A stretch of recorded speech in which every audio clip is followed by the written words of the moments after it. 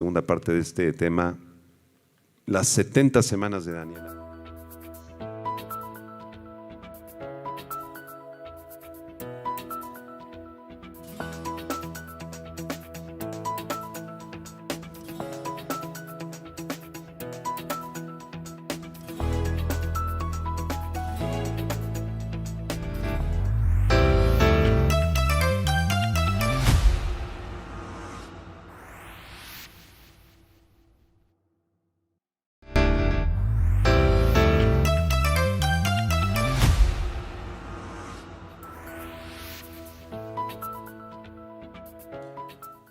Me da mucho gusto estar aquí con todos los discípulos que siguen este estudio de las profecías del libro del profeta Daniel.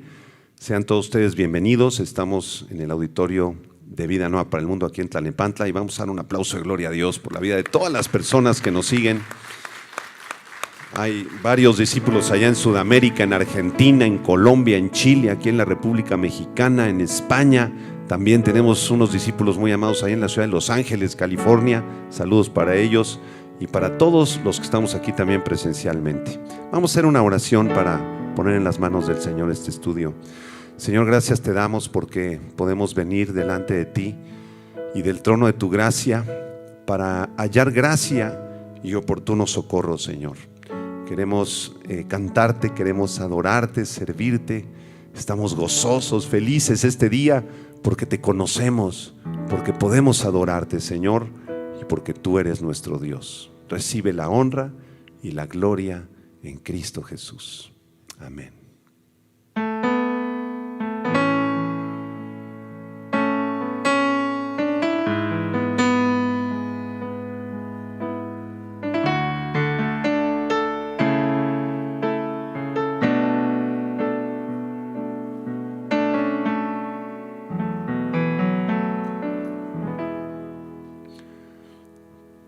Por esta causa doblo mis rodillas ante el Padre de nuestro Señor, de quien toma nombre toda familia en los cielos y en la tierra,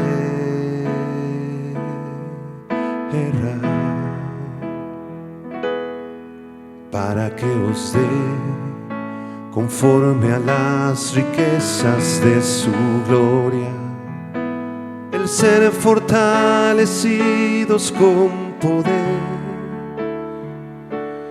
en el hombre interior, por su espíritu, por su espíritu.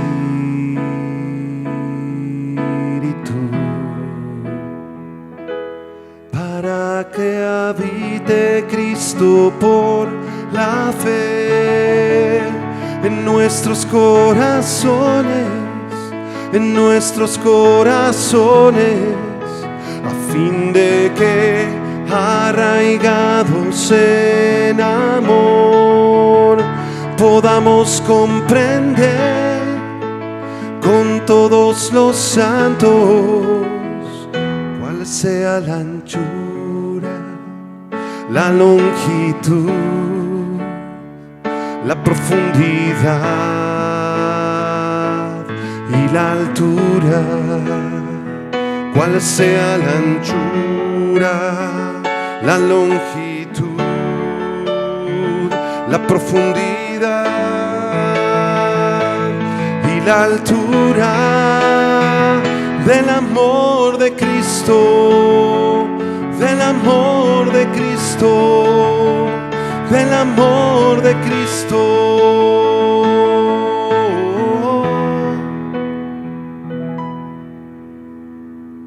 Y de conocer el amor de Cristo, que excede todo conocimiento,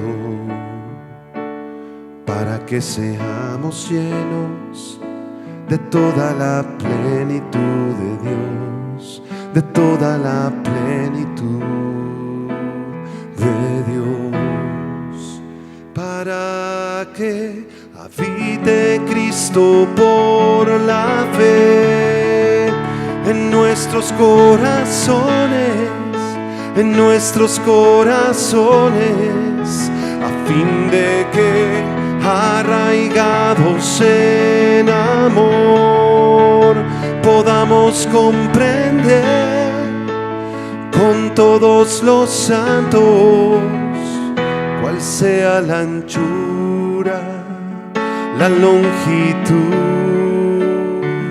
la profundidad y la altura, cuál sea la anchura, la longitud, la profundidad y la altura del amor de Cristo, del amor de Cristo, del amor de Cristo,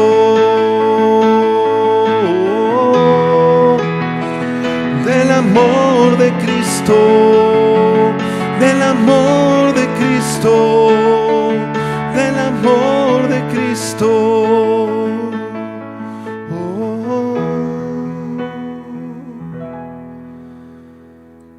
Que la longitud, la anchura, la profundidad y la altura del amor de Cristo more en nuestros corazones.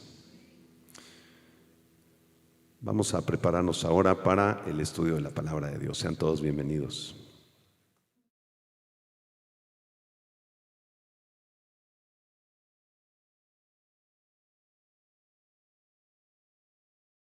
Lo que acabo de interpretar es un canto basado en Efesios 3 del 15 al 19, para los que quieran seguirlo ahí en casa con sus Biblias. Sin duda un pasaje preciosísimo. Bueno, abran sus Biblias en Daniel capítulo 9, versículo 24 al 27. Esta es la segunda parte del tema de la profecía de las 70 semanas de Daniel que estamos estudiando. Y vamos a leer la profecía.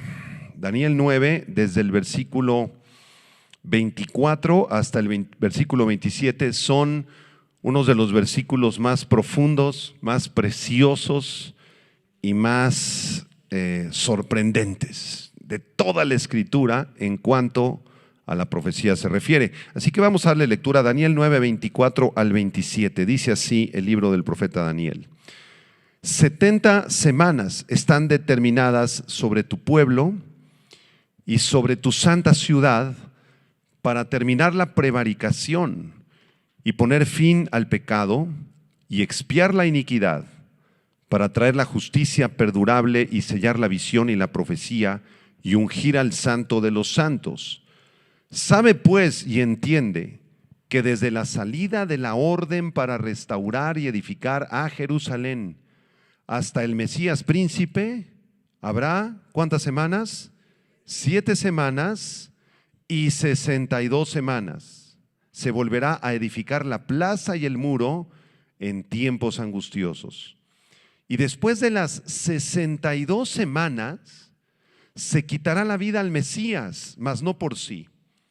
Y el pueblo de un príncipe que ha de venir destruirá la ciudad y el santuario, y su fin será con inundación, y hasta el fin de la guerra durarán las devastaciones. Y por otra semana confirmará el pacto con muchos.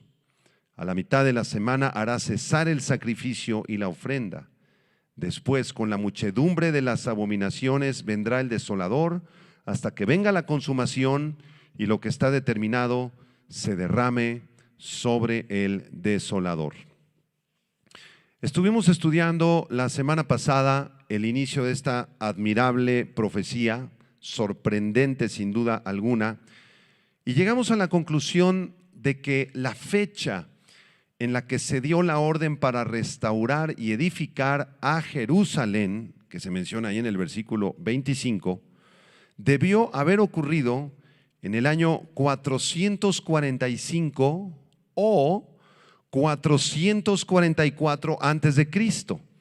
En el edicto que aparece en Nehemías capítulo 2 versículo del 1 al 6, donde el rey Artajerjes envió a Nehemías a Jerusalén y le dio la orden, la instrucción de edificar los muros de la ciudad y la ciudad misma.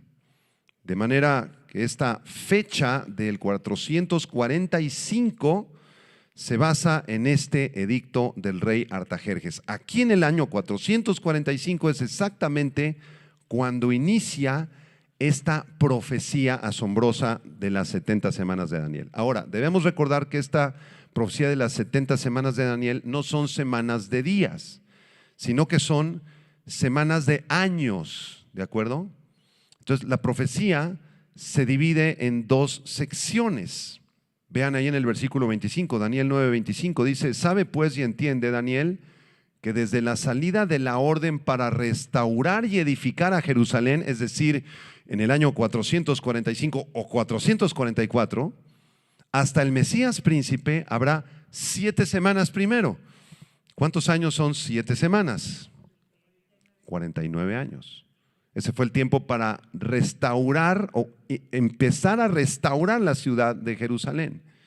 Y después dice, luego de esas 7 semanas y 62 semanas, se volverá a edificar la plaza y el muro en tiempos angustiosos. Es decir, las primeras 7 semanas corresponden al tiempo donde Nehemías viaja a la ciudad de Jerusalén, quita los escombros, restaura todo lo que estaba destruido, comienza a edificar otra vez las casas, comienza a edificar las murallas, y ahí termina esa primera sección de la profecía, esos primeros 49 años. Pero después vienen 62 semanas más, a las cuales tenemos que sumarle las 7 semanas anteriores, de manera que llegamos a 69 semanas, ¿no es verdad? 69 semanas. Vamos a poner una ilustración, si me ponen ahí, por favor, esta primera ilustración de la profecía de las 70 semanas de Daniel, para poderlo comprender de una manera un poquito más clara y que todos podamos verlo gráficamente, ¿sí?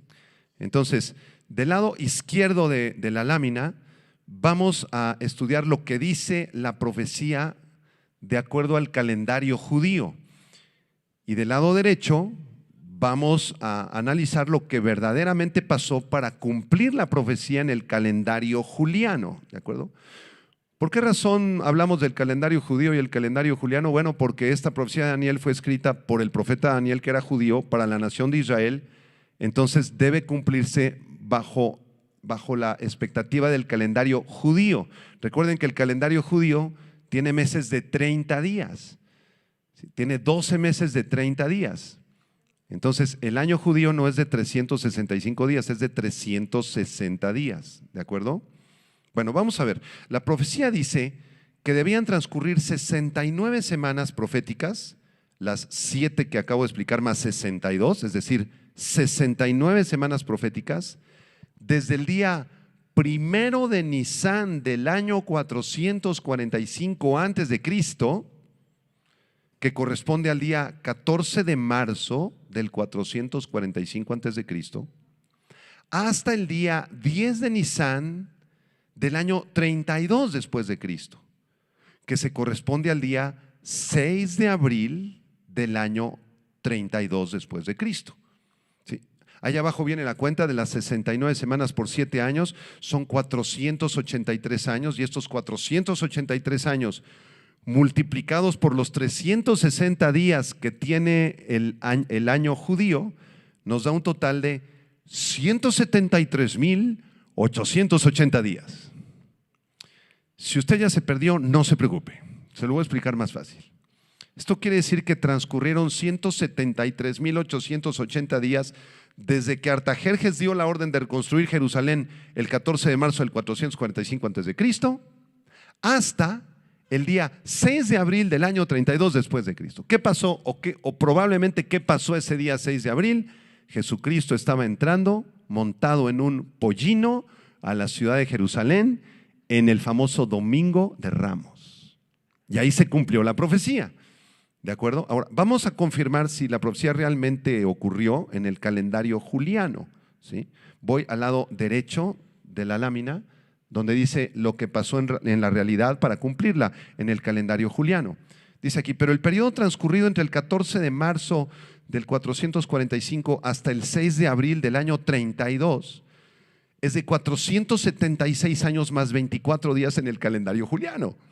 Entonces, si yo multiplico 476 por 365, llego a 173,740 días. Pero debo sumarle los 14 días, los días, entre el 14 de marzo y el 6 de abril, que son 24 días. Entonces debo sumar a estos 173,740 días, 24 días más, y llego al 173,764 días. Llego a esa cuenta. ¿Corresponde a los días del otro lado de la tabla? No, todavía no. Todavía me faltan.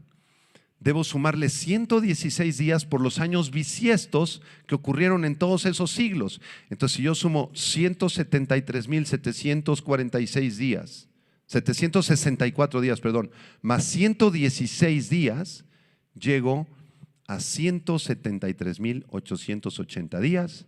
Y entonces las dos cuentas me cuadran a la perfección. ¿Qué les parece? De manera que lo que profetizó Daniel, hasta aquí pareciera haberse cumplido al pie de la letra. Amén. Ahora, este cálculo no es tan sencillo. ¿Por qué? Porque la Biblia afirma que el Mesías tenía que morir un día 14 de Nisán.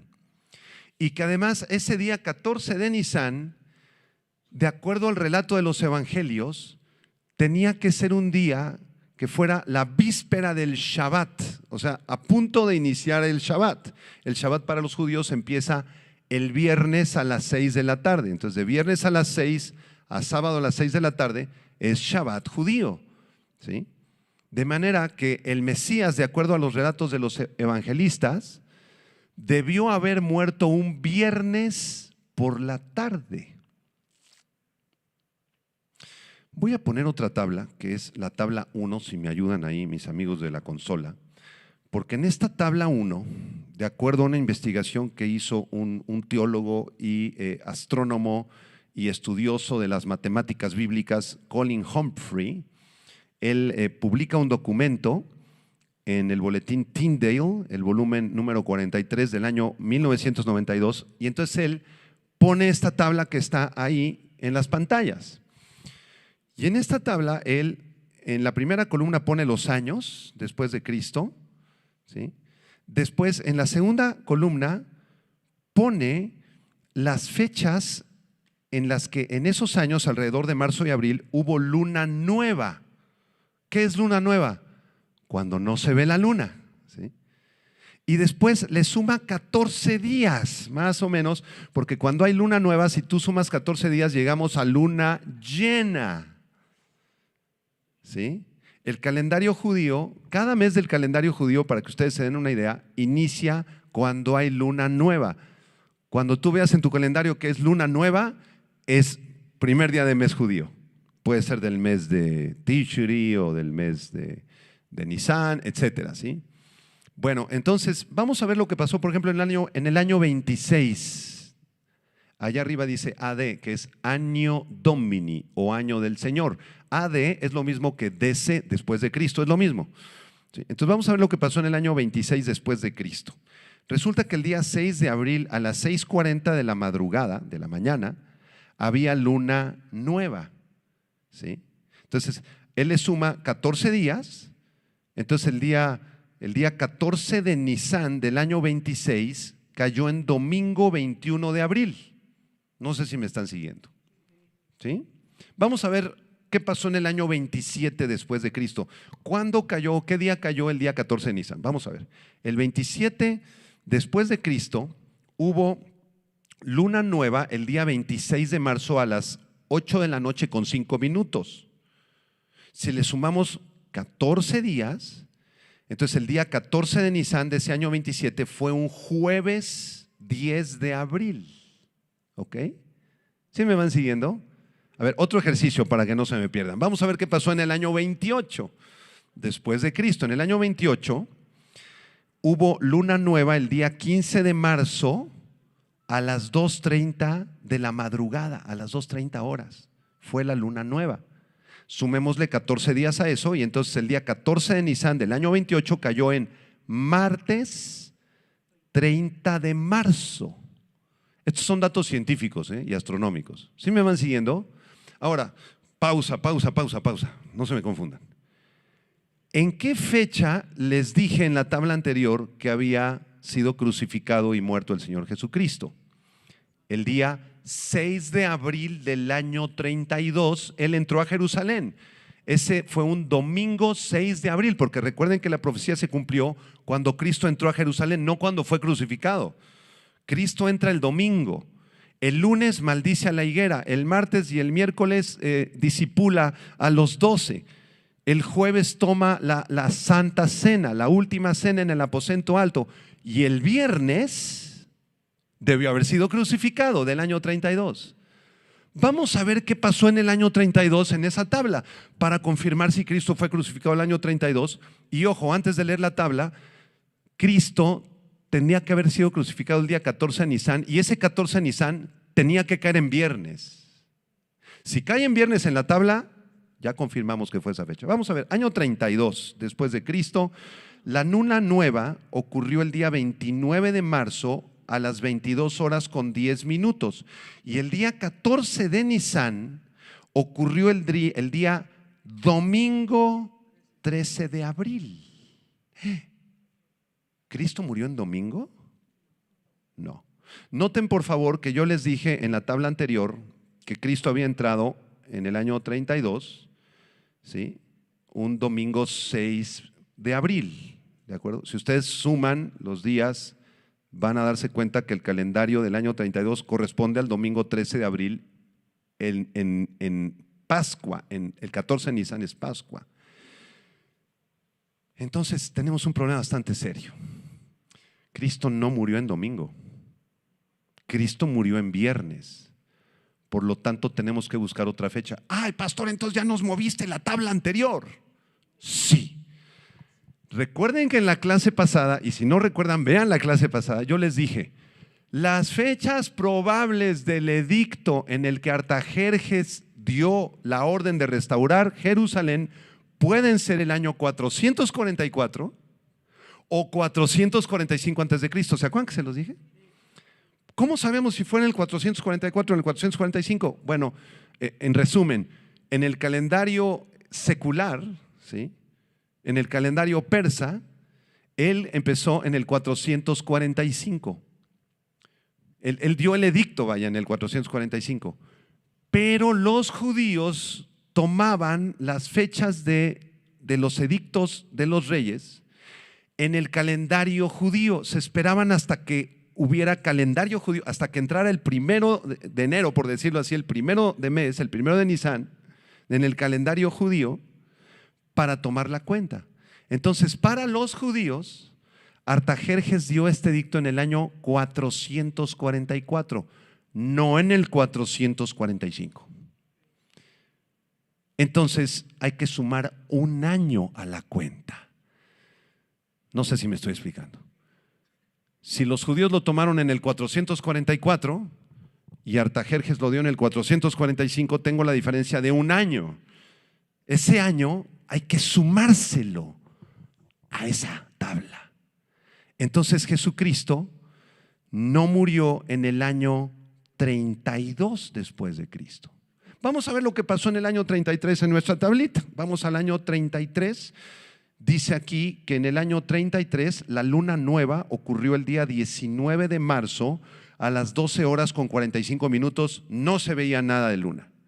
Vamos a sumarle 14 días y llegamos a la fecha del viernes 3 de abril del año 33 después de Cristo. ¿Qué día dije? Viernes. ¿En qué día murió Cristo? En viernes. La fecha completa es viernes 14 de Nisan. Viernes 14 de Nisan.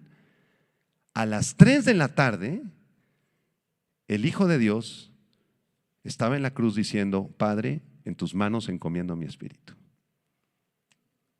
¿Cómo lo sé? Porque en esta fecha el 14 de Nisan cayó en viernes. Y la Biblia dice que Cristo, ¿sí?, en la víspera de la Pascua fue crucificado. ¿Cuándo era la víspera de la Pascua? El viernes anterior al Shabbat judío. Entonces, la única fecha posible que corresponde a la crucifixión exacta del Señor Jesucristo es el viernes 14 de Nisan del año 33 o el viernes 3 de abril del año 33 después de Cristo. Para que ustedes se lo memoricen es muy fácil porque son puros números 3. Viernes 3, ¿sí?, de abril del año 33. ¿Ok? En el calendario juliano, exactamente. Entonces, ¿esta tabla contradice la profecía de las 70 semanas? No, más bien nos confirma que la profecía de Daniel está tomando la fecha del año 444 antes de Cristo y no el 445. La clase pasada yo les expliqué todo en el contexto del 445 y nos quedamos sorprendidos. Dijimos, oh, el Señor Jesús fue a la cruz en el año 32. Pero a la luz de estas investigaciones nos damos cuenta que Cristo en realidad moría en la cruz, repito, el viernes 3 de abril del año 33. Y si ustedes ven en la tabla, solamente hay 2 fechas posibles para viernes en día 14 de Nisan, que es el viernes 7 de abril del año 30, ¿sí?, ¿ya lo vieron en la tabla? Pero esta fecha es muy temprana porque en el año 30 apenas el Señor estaba iniciando su ministerio con Juan el Bautista. No pudo haber muerto en el año 30 Jesús. Cristo murió 3 años después. Repito, en el viernes 3 de abril del año 33 y otro 3 más, a las 3 de la tarde. ¿Verdad? Cristo fue a la cruz desde las 9 de la mañana a las 3 de la tarde. Entonces hay muchos números 3 involucrados. A las 3 de la tarde del viernes 3 de abril del año 33, el Señor Jesucristo murió por nuestros pecados. Hay otra tabla interesante que les voy a poner ahí, porque este teólogo, repito su nombre, Colin Humphrey, tú lo puedes consultar en el boletín Tyndale, el volumen 43.2 del año 1992. Ahí está todo esto, es un estudio muy profundo que él hizo. La Biblia dice que el sol se oscureció. ¿Se acuerdan? Cuando el Señor Jesucristo, el velo del templo se rasgó y el sol se oscureció. ¿Recuerdan que en el Evangelio de Mateo dice esto? Bueno, él hizo un estudio de los eclipses en Jerusalén desde el año 26 hasta el año 36. Vamos a ver la siguiente tabla, es la tabla 3. Y vamos a intentar leerla. Miren, por ejemplo, ahí en la tabla 3 se nos dice que hubo un eclipse lunar el 15 de agosto del año 26, que fue un día viernes, con 50% de magnitud, ¿sí? Y este eclipse inició a las 23 horas con 10 minutos. Siguiente lectura, el 31 de diciembre del año 27, que fue miércoles, por cierto, la magnitud de un eclipse lunar fue del 70% y comenzó a las 23 horas con 27 minutos. Ya saben a qué fecha quiero llegar, ¿verdad? Quiero ver lo que pasó el viernes 3 de abril del año 33. ¿Qué pasó? Ocurrió un eclipse de magnitud del 60% sobre la ciudad de Jerusalén, ¿sí? Y ocurrió cuando la luna comenzó a levantarse en el firmamento, que esto fue durante el tiempo que el Señor Jesucristo estaba en la cruz del Calvario. Alrededor de las 3 de la tarde ocurrió este eclipse. Y el sol se oscureció toda Jerusalén cuando Jesucristo dijo: Padre, en tus manos encomiendo mi espíritu, ese viernes 3 de abril del año 33 después de Cristo. Hubo un eclipse de luna. Ahorita hay programas muy avanzados donde podemos ver cómo se movieron los astros ayer. Si tú quieres saber más o menos cuál era la posición de la luna en tu cumpleaños, hay un paquete de computadora que te dice la luna estaba así asado el día que tú naciste, a la hora que tú naciste, o el Sol o Júpiter o Marte o Saturno. Y esto lo usan los de la nueva era, ¿no? Para tratar de dar profecías. Pero no, eso no es válido, porque aquí el único Dios que manda es el Señor Jesucristo. Y Él es el Dios de los astros. Entonces, si tomamos ese paquete de computadora y nos regresamos al año 33, el viernes 3 de abril, quiero saber lo que pasó a las 3 de la tarde, eclipse de luna, al 60%. O sea, la luna oscureció al sol al 60%. Y sobre toda la ciudad de Jerusalén cayeron tinieblas, tal como las Escrituras lo confirman. ¿Qué les parece? Vamos a darle un aplauso de gloria al Señor, ¿no? ¡Wow! Entonces, de esta manera, concluimos en nuestro estudio de las 70 semanas de Daniel que la profecía es perfecta, que fue inspirada por el Espíritu Santo, no por ningún hombre, que ningún otro libro sagrado, ni el Popol Vuh, ni el Tripitaka de Buda, ni los libros sagrados de los hindúes, contienen profecías de esta magnitud y de esta exactitud, anunciando la llegada del Mesías, su entrada triunfal a Jerusalén y su muerte exactamente con hora, minuto, segundo y eclipse solar. Impresionante. Ahora sí vamos a seguir con nuestro estudio. Daniel 9, versículo 26.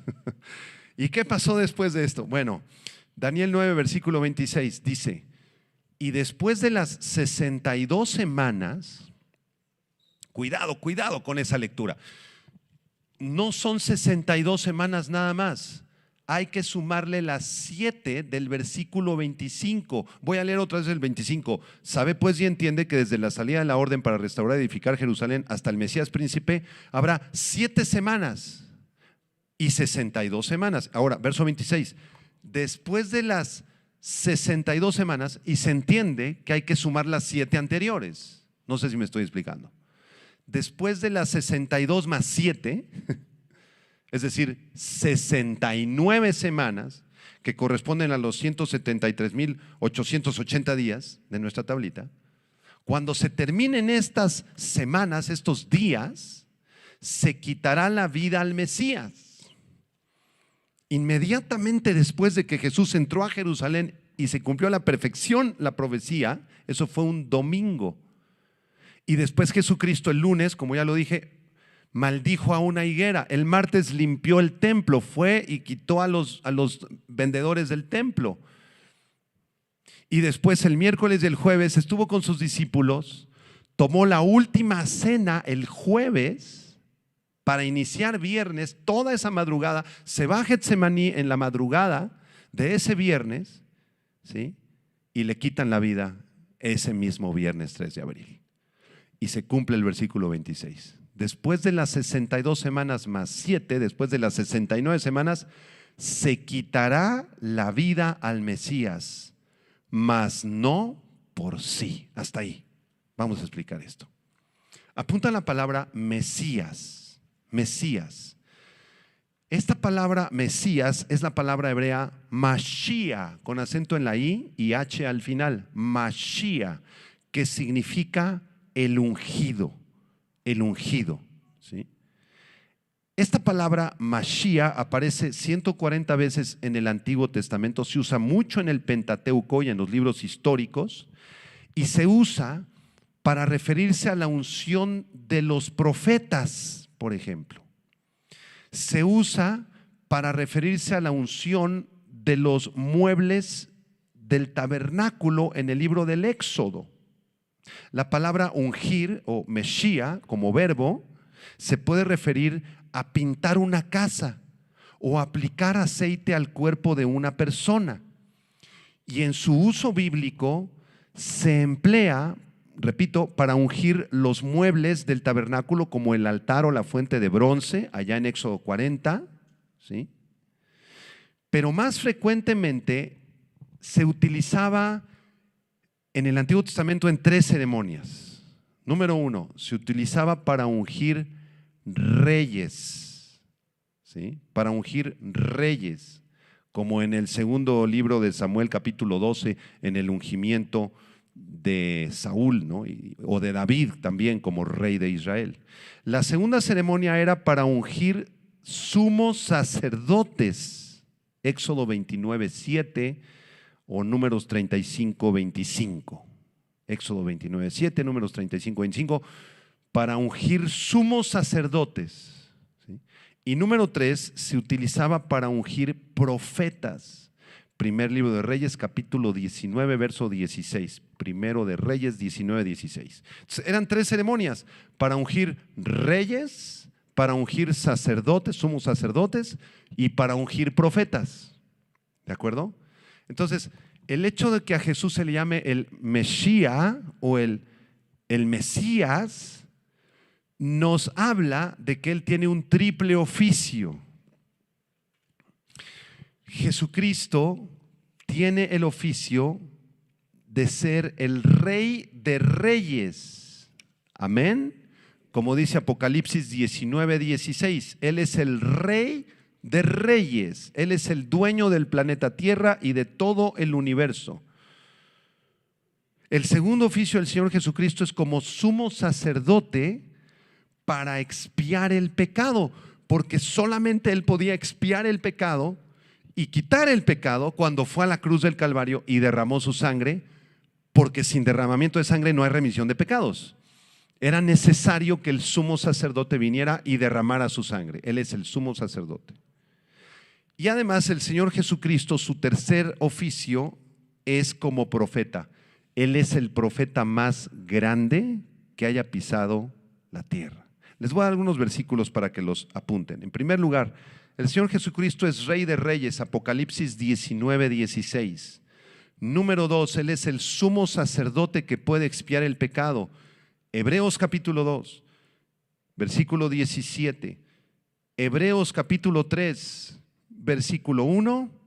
Y Hebreos capítulo 4, versículo 14 y 15. Ahorita vamos a ver algunos versículos. Y en tercer lugar, el Señor Jesucristo es el más grande profeta que el mundo ha conocido. Mateo 13:57. Jesús dijo: no hay profeta en su propia tierra. Entonces Él se está identificando a sí mismo como profeta. Entonces esto es muy importante que tú lo entiendas. Cuando hablamos de la palabra Mesías o Cristo, que es su equivalente en griego, Mesías es en hebreo, Christos con X es en griego. Mesías y Cristo es lo mismo. Nada más que una palabra es en hebreo, Mesías, y la otra es en griego, Cristos. Entonces, cuando hablamos de Jesús el Cristo, o Jesucristo, o Jesús el Mesías, nos estamos refiriendo a que Jesús es el ungido de Dios. Que Dios derramó su aceite en el Mesías, en Jesús. Y que Él tiene un triple oficio. Díganmelo ustedes. Él es Rey, sacerdote y profeta. ¿Él es el Rey de tu vida, hermano? ¿Estás segurísimo? Él gobierna sobre tu vida, como orábamos ahorita en la reunión. Señor, no queremos tomar ninguna decisión. Tú gobiernas, Señor. Queremos tomar tu orden, tu opinión, tu mandamiento, Señor. Tú eres mi Rey, Señor. ¿Él es tu sumo sacerdote también? ¿Ya te arrepentiste de tus pecados y los entregaste a Él y sabes que Él te perdonó en la cruz? Él es el sumo sacerdote. Y Él es el profeta de profetas. Él sigue profetizando y hablando a través de su palabra. ¿Ya le entendieron lo que significa Cristo? Rey, sacerdote y profeta. Muy bien, ahora regreso a Daniel 9:26. Después de las 62 semanas se quitará la vida al Mesías. Y aquí yo tengo una pregunta. ¿Por qué era necesario que se le quitara la vida al Mesías? ¿Por qué no hubiera sido mejor que se cumpliera la profecía de las 69 semanas de Daniel y que el Mesías hubiera venido, hubiera predicado y se hubiera ido al cielo sin necesidad de morir? Esto era imposible. Era necesario que se le quitara la vida al Mesías. Hay muchas razones que podemos hablar por las cuales se le debía quitar la vida al Mesías. Yo voy a mencionar solo 2 razones. Número 1, en primer lugar, era necesario que se le quitara la vida al Mesías porque así estaba profetizado en el Antiguo Testamento. Muchos de los profetas hablaron con siglos de anticipación acerca de que Dios enviaría a su Cristo, a su Mesías, para redimir a su pueblo de sus pecados. Vamos a ver un par de pasajes. Salmo 22. Abran su Biblia en esta maravilla, porque no tengo otras palabras para describir este salmo.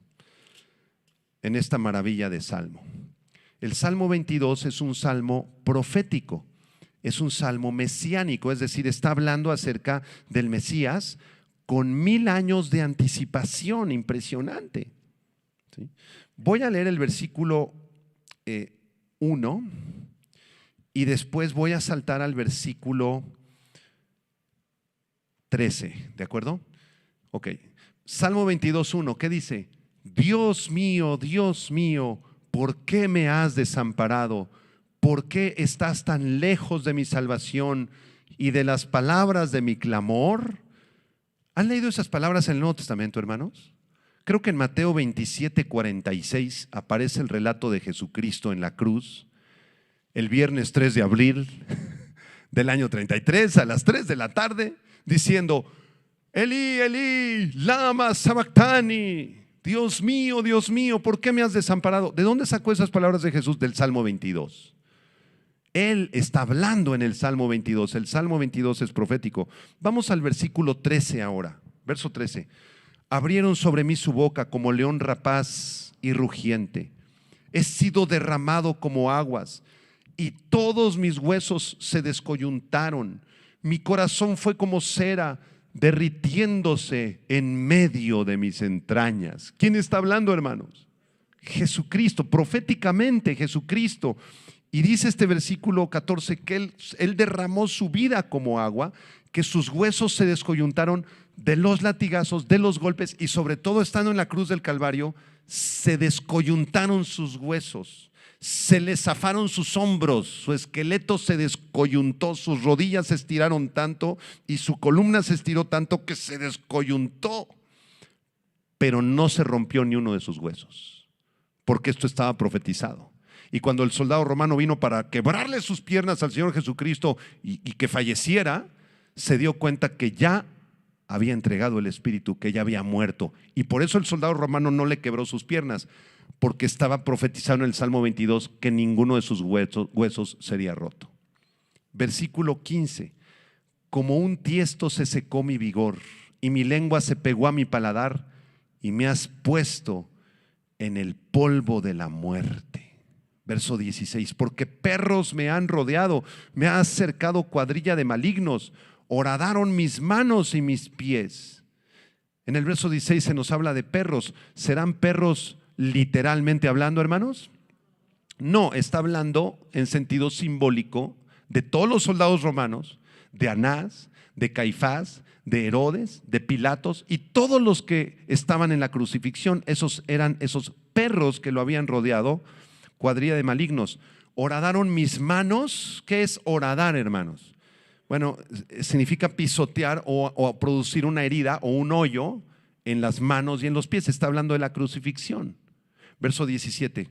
Contar puedo todos mis huesos, entre tanto ellos me miran y me observan. Miren en el verso 17 cómo se confirma que el Señor Jesucristo no perdió ninguno de sus huesos, no se le rompió ningún hueso. Versículo 18. Repartieron entre sí mis vestidos y sobre mi ropa echaron suertes, tal como está descrito en los evangelios. Mateo 27, Marcos 15, Lucas 23, Juan 19. Todos los evangelistas hablan de esta repartición de vestidos. Por este versículo 18 sabemos que Jesucristo murió desnudo, porque en los cuadros de la Edad Media y en muchas iglesias lo ponen así con una especie de calzoncillo. No es verdad.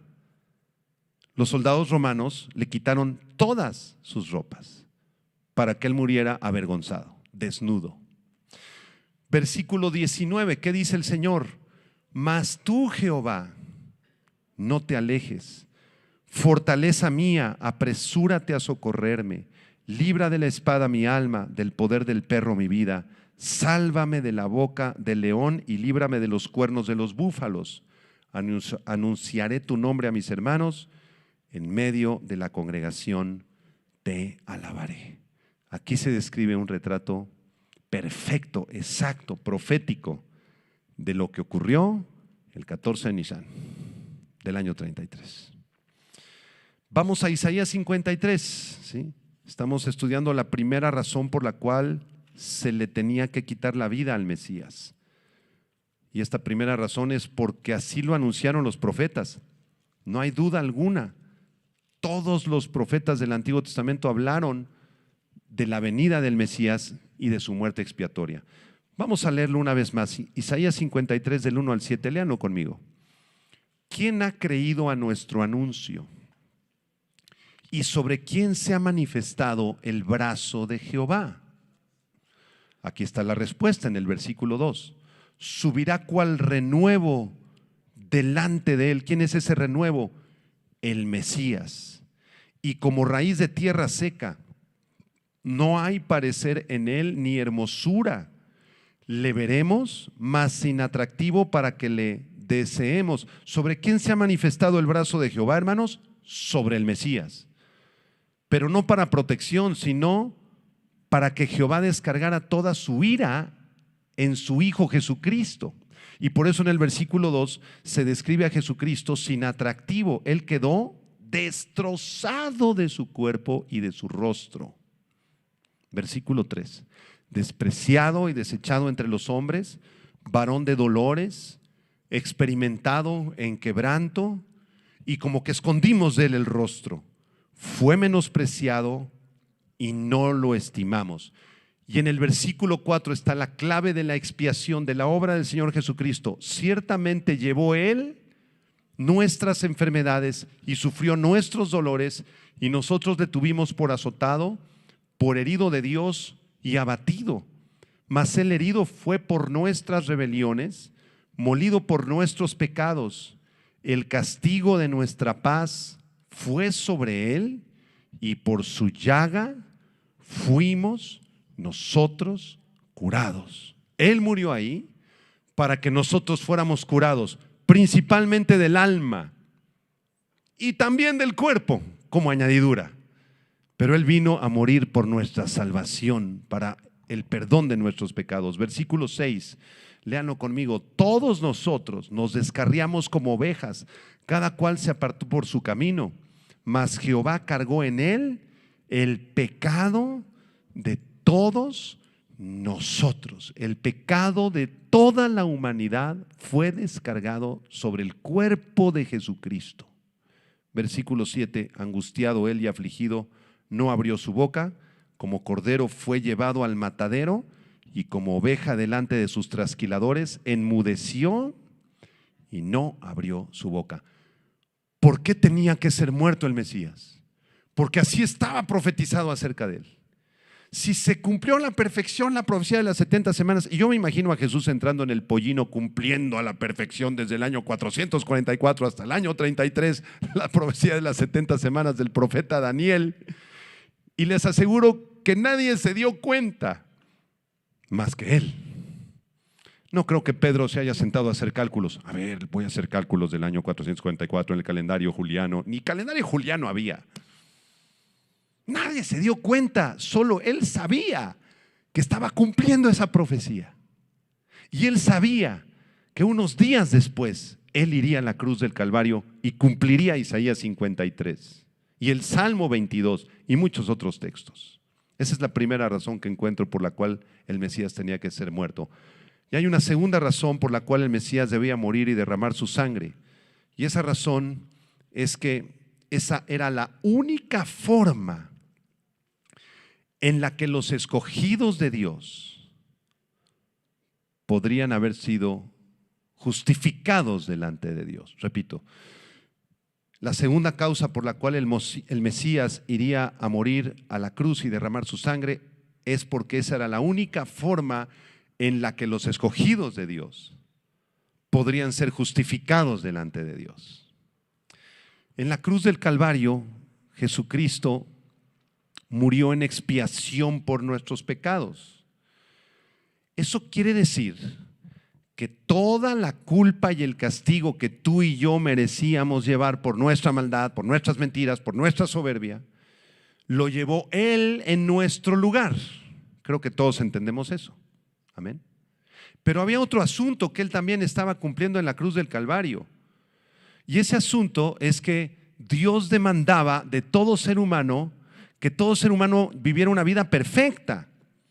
Independientemente del asunto del pecado, Dios demanda que todos vivan una vida perfecta. Cuando Él creó a Adán y a Eva en el huerto del Edén, la intención es que ellos le adoraran y llevaran vidas parecidas a las de Dios. Por eso fueron creados a su imagen y semejanza, es decir, vidas perfectas en obediencia, vidas perfectas en santidad, vidas perfectas en amor, vidas perfectas en todos los asuntos morales del ser humano. Ahora, ¿tenemos esa vida perfecta, hermanos? No. Entonces alguien tenía que ofrecer su vida como una vida perfecta delante de Dios. No sé si me estoy explicando. Y el único que vivió una vida perfecta en obediencia, perfecta en santidad, perfecta en amor, perfecta en justicia, perfecta en oración, perfecta en guardar todos los mandamientos, fue el Señor Jesucristo. Entonces en la cruz Él no solo estaba pagando por el castigo de tu pecado, Él también se estaba ofreciendo a sí mismo como una ofrenda perfecta delante de Dios en tu lugar. ¿Sí me explico? Los que conocen un poquito más de las Escrituras ya han leído el libro de Levítico. No sé si últimamente has leído el libro de Levítico, pero en los primeros 6 capítulos se nos habla de 5 ofrendas en el libro de Levítico. Hay 5 ofrendas. No voy a adentrarme en ese estudio, algún día lo vamos a dar con todo detalle, pero como resumen, de estas 5 ofrendas, las 3 primeras eran de olor agradable a Jehová. Eran ofrendas de acciones de gracias, de arrepentimiento, de alabanza, de adoración, y se les llama en Levítico las ofrendas de olor grato u olor agradable a Jehová.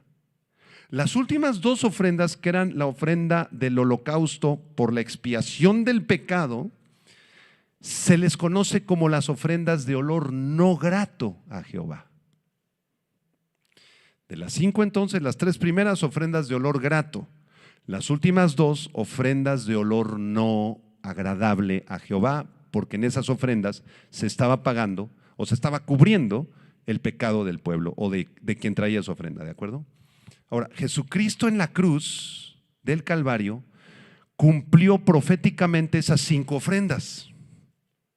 Las primeras 3, que son ofrendas de olor grato, corresponden al ofrecimiento de su vida perfecta delante de Dios. Era un olor agradable porque Cristo vivió una vida perfecta, amó al Padre, obedeció al Padre, cumplió a la perfección los mandamientos y el plan que Él tenía con el Padre. Él ofreció su vida en olor grato, agradable a Jehová. Y ahí en la cruz es justamente cuando Él dice esas palabras: mujer, he ahí tu hijo, denme algo, tengo sed. Cuando Él pronuncia esas palabras, está ofreciendo su vida como una vida perfecta en tu lugar. Pero llega un momento en la cruz cuando el Señor Jesucristo dice: Elí, Elí, lama sabactani, Salmo 22, Padre, Padre, ¿por qué me has desamparado? Y pareciera que es un momento muy misterioso donde el Padre abandona al Hijo, porque la ofrenda que Él está presentando al final de su muerte en la cruz es una ofrenda desagradable al Padre. Es una ofrenda de olor no grato al Padre. Y el Padre abandona al Hijo por unos instantes, porque en esos instantes el Hijo está ofreciendo la ofrenda por el pecado, por la maldad. Huele desagradable al Padre. Por eso el Padre lo abandona. Y Jesucristo cumple así las 5 ofrendas levíticas. Pagó por nuestros pecados, ciertamente, pero también ofreció su vida como una ofrenda, un sacrificio perfecto y agradable delante de Dios. Y de esta forma, estos 2 componentes que hubieron en la cruz, de las ofrendas agradables y las ofrendas no agradables, de olor no agradable, ¿sí? De esa forma era la única forma que nosotros podíamos ser declarados justos delante de Dios.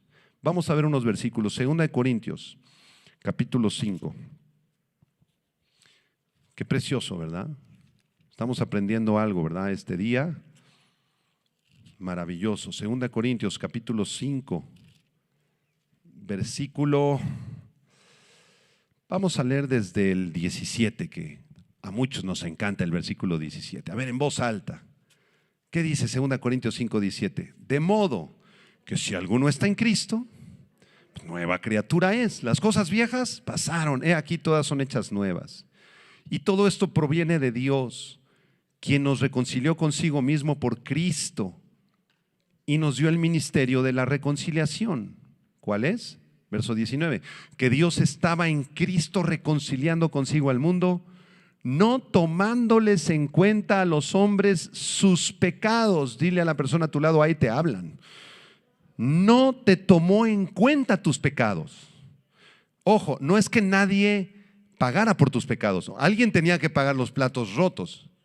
Si mi hijo de 7 años viene ahorita al estudio y rompe ese vidrio, que es carísimo, tenemos un espejo aquí grandísimo para los que no alcanzan a ver, y mi hijo agarra una piedra y rompe todo, destruye todo ese espejo, entonces él puede venir conmigo y decirme, papi, perdóname. Y yo le voy a decir, hijo, no te tomo en cuenta tus pecados, no te preocupes, ¿sí? No hay problema. Pero eso no quiere decir que no haya que pagar el destrozo. Alguien tiene que pagar el vidrio. ¿Quién lo va a pagar? Pues yo, porque soy su papá. Ahora, pensemos en Dios. Dios no te tomó en cuenta tus pecados. Eso no quiere decir que no haya que pagar por tus platos rotos. Tú rompiste muchísimos platos y yo más. Hicimos barbaridad y media. ¿No es cierto? Antes de conocer a Cristo. No me voy a detener mucho ahí, pero nos sacó del lodo cenagoso. ¿No es cierto? Y eso alguien lo tenía que pagar. Esos platos rotos, esas ofensas gravísimas a Dios, alguien las tenía que pagar. ¿Quién las pagó? Cristo. Versículo 20. Así que somos embajadores en nombre de Cristo, como si Dios rogase por medio de nosotros. Os rogamos en nombre de Cristo. Acuérdense, Cristo es Mesías en hebreo, el ungido, rey, sacerdote y profeta. Te ruego en el nombre del Rey de Reyes, del sumo sacerdote, del profeta de Dios, reconcíliate con Dios. Ese es el mensaje del Evangelio.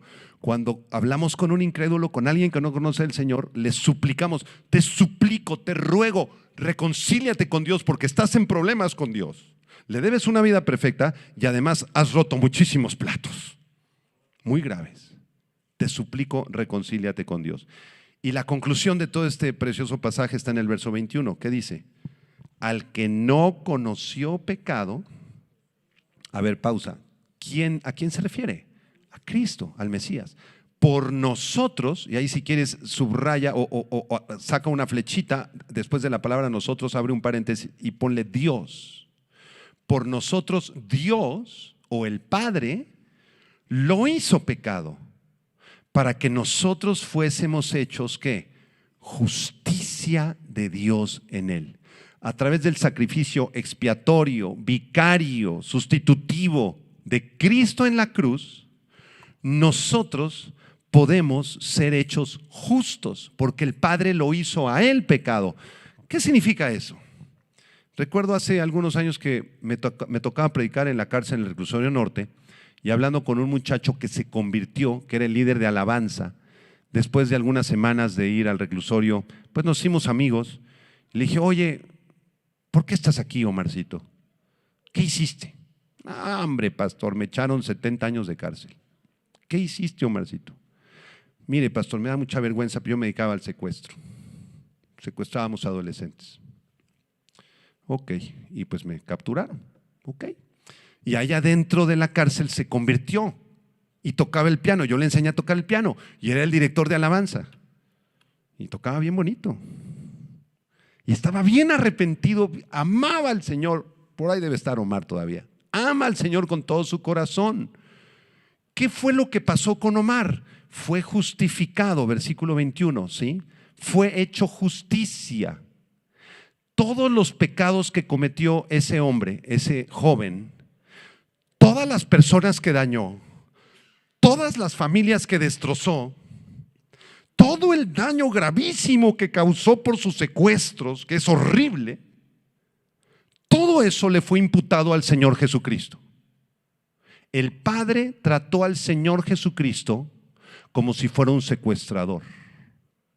Lo hizo pecado. Eso significa la frase lo hizo pecado, subráyala. Eso significa que Dios trató a Jesús como si fuera el peor asesino, secuestrador, violador, homicida, defraudador y todos los pecados que nos puedan venir a la mente. Así lo trató, así lo consideró. Por eso descargó su ira sobre él. ¿Ya entendieron? Entonces, de manera que si alguna persona cree en el Señor Jesucristo como Salvador y crees que Él murió en esa cruz por esa razón, para pagar tus pecados, porque Él llevó tu maldad y todas las consecuencias gravísimas de tus pecados Él las llevó. Si tú crees eso, tú eres considerado justo. ¿Qué quiere decir eso?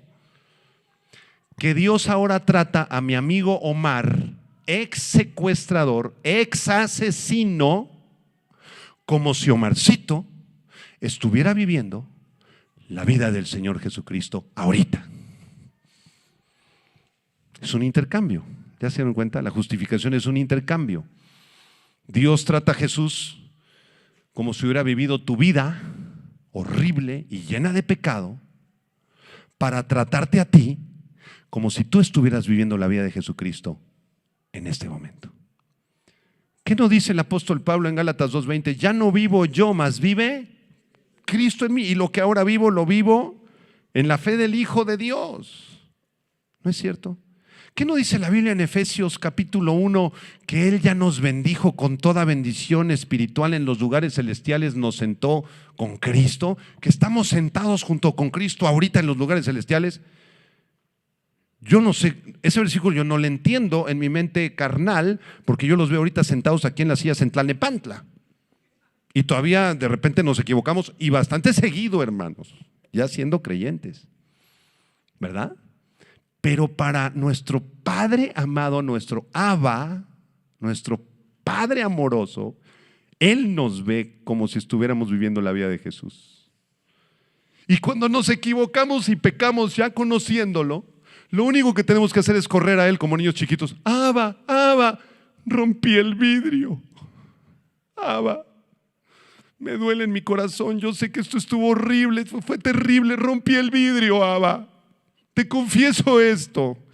Y si confesamos nuestros pecados, Él es fiel y justo para perdonarnos. Hijito, ven, yo te voy a encaminar para que ya no lo rompas más.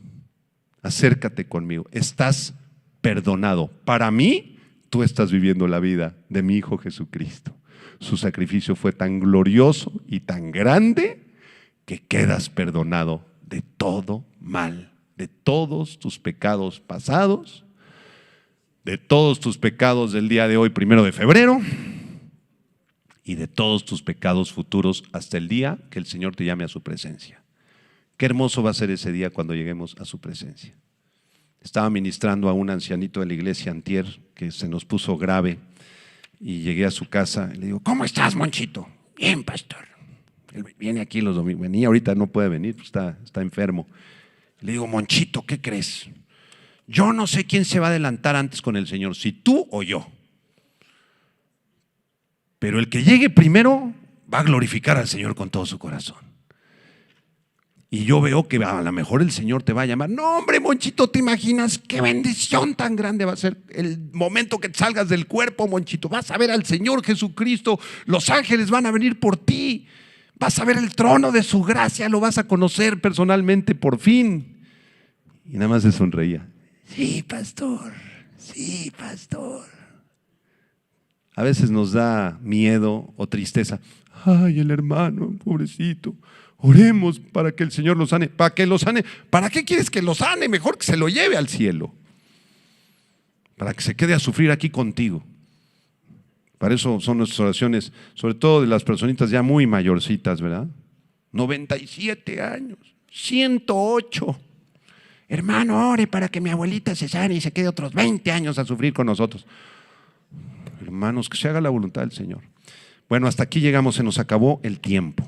Llegamos al versículo 26, primera parte nada más. Espero que lo hayan disfrutado.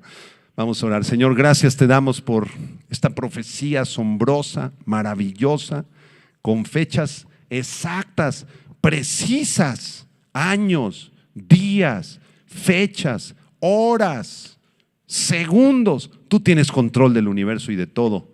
Gracias, Señor Jesucristo, por haber venido a morir por nosotros, a ofrecer tu vida como sacrificio perfecto, Señor. Gracias por habernos dado el privilegio de estudiar un poquito acerca del corazón del Evangelio. Bendice a mis hermanos y hermanas en Cristo Jesús. Amén.